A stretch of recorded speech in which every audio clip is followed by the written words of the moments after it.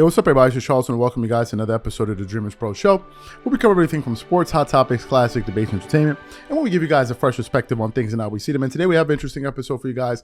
We definitely want you guys to stick around for, so please make sure you like the video and subscribe to the channel. Now, as y'all know, the Draymond Green thing has been a major talking point in the news over the last few days or so, and the story has pretty much come to an end, right? We know that now that the Golden State Warriors have agreed to allow Draymond Green to play, if I'm not mistaken, so he will not be suspended.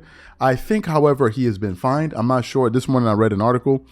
I forgot where I saw it, but it says something like Draymond Green has been fined a total of $1 million over the course of his NBA career. I'm not 100% certain of that, but that's what we're hearing. Now, yesterday on ESPN First Take, they were discussing Draymond Green, right? And it was Stephen A. Smith and Marcus Spears, the former former football player. So they were there talking about it, and Stephen A. Smith, basically started saying that, he was basically coming to the defense of Draymond Green, right? And he explained his reasons for why he felt that, some people were piling on and he needed to defend them, and especially NBA players or whatever it is coming out and piling on. And apparently, I think his point was, that they may be privy to more information than the general public has, and them knowing more, they should probably say less, right? So that's what he said. That's what Stephen A. Smith said there. So after he spoke, Marcus Spears quietly listened to him. He let him finish his point, and then he decided to respond. And in my honest opinion, I think what Marcus Spears said was absolutely 100% on the money. So for those of you who missed what he had to say about that situation, we want to play what he had to say here, and then we're going to come back and react to it. So take a listen to what Marcus Spears had to say here. Well, Stephen A., this is where we are on opposite sides with this. And you are in the NBA community, and I think what you're saying is maybe some of these players got their own agendas because of run-ins with Draymond, and they want to pile on or whatever. But what I know and how I view Draymond is that he emotionally out of control. Here's my thing when it comes to Draymond, bro. I believe this wholeheartedly. I believe most people are beyond the mistakes that they make, right? Some mistakes are egregious and there's no excuse for them, and we can move past it. But historically, I'm going to tell you, as a person sitting on the outside looking in, that ain't been in the NBA circles, that don't talk to a lot of NBA guys other than the few that I know, some that play and some that report on it. I know this dude to be highly emotional and irrational when things don't go his way or when he feel like he disrespected. And based on what I've seen, I cannot object against what they say, because what I see is Draymond get emotional, lose his temper, and cost not only himself, but people on his team. This man damn near knocked Jordan Poole out if he didn't knock him out. And he got on there and said, I'm going to move past it. This is going to be motivation for me. I heard what Wendy said, and I agree with that. Bro, all you should be focused on now is making sure that you and Jordan Poole can try to build some type of rapport. And let me tell you this lastly. I ain't no gangster. I don't walk around like I'm the baddest man in the world. I grew up in neighborhoods where if you ain't fight, you was going to get punked every day. If you didn't throw hands, or if everybody thought that they could do that to you, then you would have to prove every day that you was this type of guy. Let me tell you something, bro. If I was Jordan Poole, we ain't never right after this. We ain't never gonna build no rapport. It's gonna be strictly basketball and business. And that's the dynamic of sports. We both here and we gotta support our families. So we gonna come to work. That don't mean we gonna like each other. That don't mean I'm gonna rock with. Now, Jordan Poole may be completely different. He may forgive Draymond, and they may be able to build and form a relationship that land the test of time and become best of friends. I'm just telling you what I am. And I'm telling you what majority of the guys that I play with in the NFL and guys that I know in the NBA, their mentalities are. Say, bro, you ain't getting knocked out, and we about to act like everything gonna be fine and we just gonna head to a championship. We are gonna work within this dynamic of team sports.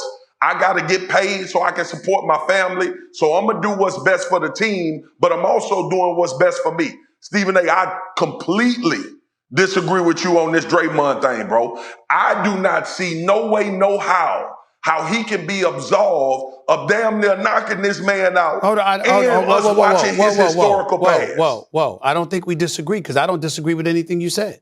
I don't think him and Jordan Poole going to be fine off the court. I don't think they're going to be friends. And I'm not saying that Draymond Green should be absolved. That's not what I'm saying. I'm saying that other people in the NBA, us out on the outside, that's fine.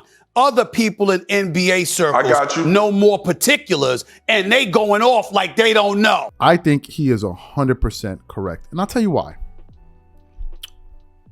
What Marcus Spears is basically saying is, we're not going to make excuses for bad behavior.